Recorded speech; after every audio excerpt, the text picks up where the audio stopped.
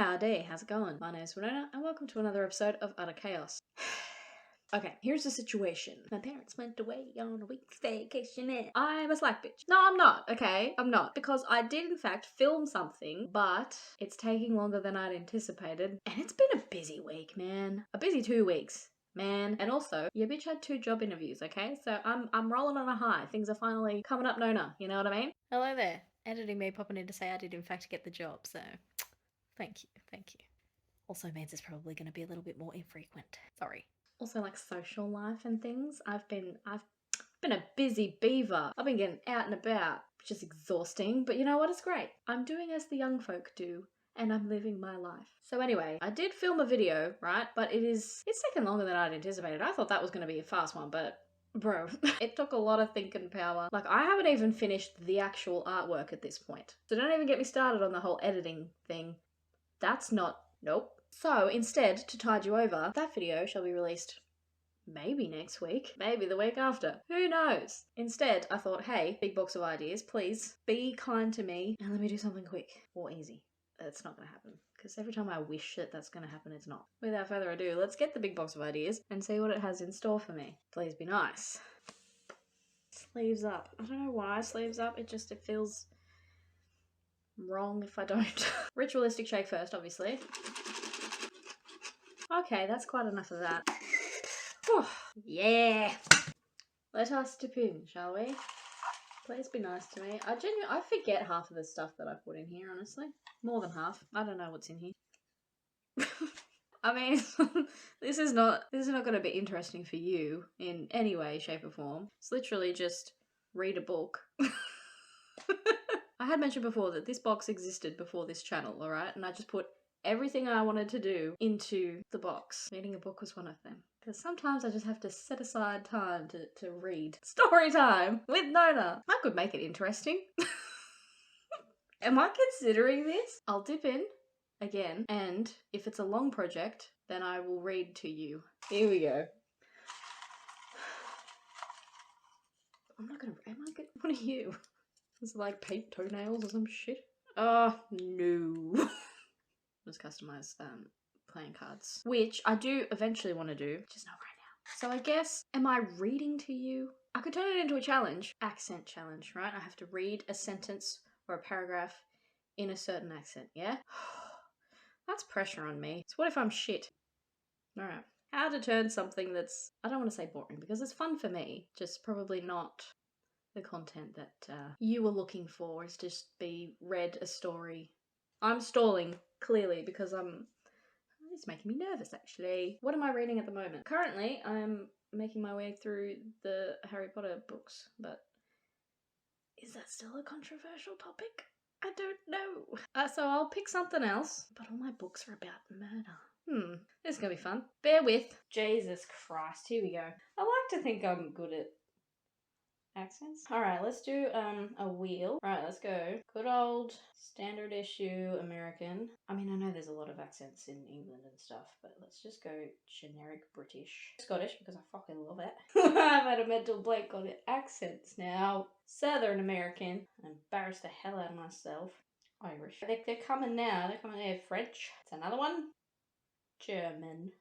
Maybe. I'm not doing Russian because I think too political at the moment. So no. I'll stop there. Alright, here we go. The book I'm going to be reading from today, because I can't find anything more G-rated, is still murder-related. Crimes and mystery. I purely got this because look how pretty it is. I don't care what's in it. I mean, look. Don't you want that on your bookshelf? I do. Now I ask you a question. You think they should make iPhones for babies? Because I do. How many pages do we have until we get to the first book? Is this the first story? It is. There's some big words in there. I don't know that I want to do that. What else have you got in here? This one has chapters even. This is the first time I'm looking in this book. Let us read The Cost of Security by Tara Campbell. In whatever accent. What am I doing? First one is Southern American. Okay, this is gonna be so shit. Okay, I'm gonna go paragraph by paragraph. So here we go. I'm not gonna specify which South, okay? You can make that up. You just say do this and I'll do it. I don't care. A light snow was falling as Charlie Reardon left the diner and made his way down Madison Street. The wind blew in icy gusts, sending flakes swirling before they hit the ground. That sounds really pretty. Charlie plodded. Wow. Plodded is not a word that you come across often. Charlie plodded steadily down the block as people scurried around him to duck under awnings and bus shelters. That was a really small paragraph. That was like 2 sentences. Should I keep going? He'd nursed his coffee as long as he could before leaving the diner. He didn't dare drink another cup. His leg had been jumping up and down as it was. It was dinner time, so he should have ordered something to eat, but he couldn't have actually choked anything down, which would have looked even more suspicious than not ordering anything at all. Right, I'm done with that. Better up. Next. You are so welcome for this. Oh, time to get your Shrek on, bitch. I am watching Outlander at the moment, so I'm like, my brain, full Scotland. I'm living there. A blast of wind caught him. I just want to read the whole story like this. Anyway, a blast of wind caught him full in the face as he rounded the corner onto Fremont. Rounded the corner onto Fremont. You guys must get so tongue-tied. I mean, dude. Rounded the corner onto Fremont. Rounded the corner onto Fremont. Okay, I'm moving on because I will be stuck there. He turned up his collar and leaned into the wind, stuffing his hands into his pockets until the squall passed. Tell me this, the fuck's a squall? Can I do a Google? A sudden violent gust of wind. It's a localized storm, apparently. Returning, now that I know what that means. Stuffing his hands into his pockets until the squall passed. Looking at his watch, he calculated how slowly he had to walk to give Harry enough time. Harry's? Where's Harry's? What? Oh, Harry's guy. If I just kept reading, I'd know. Looking at his watch, he calculated how slowly he'd have to walk to give Harry's guy enough time to do the job. The job? He'd left the house that morning, knowing today was the day he would never see his wife Alice alive again. It's getting juicy. As long as he'd planned for this day, he still wasn't ready for it. Then why the hell do it? What? He'd gone through the whole week in a fog, knowing it was coming. In 6 days, in 5 days, in 4 days, he slowed down at the door of the next bar. No, gotta get home. Gotta go through with the plan. Do you? Is she trying to murder you and you just want to get in first? Or what is the story here? I guess we'll find out. Right, rolling again. Go away, ads. We are doing German. Let me just take a page from good old horrible histories and just get into the accent somehow, you know? Hot sausage! Hot sausage! Snowflakes wheeled around Charlie as he trudged towards the subway. He wasn't missing the irony of the situation. Suddenly, the one thing he'd wanted for years, to go home to a life without Alice, was the last thing he wanted to face right now. I'm gonna stop there before I butcher any more of the German language. I am so sorry. Let's go. Irish.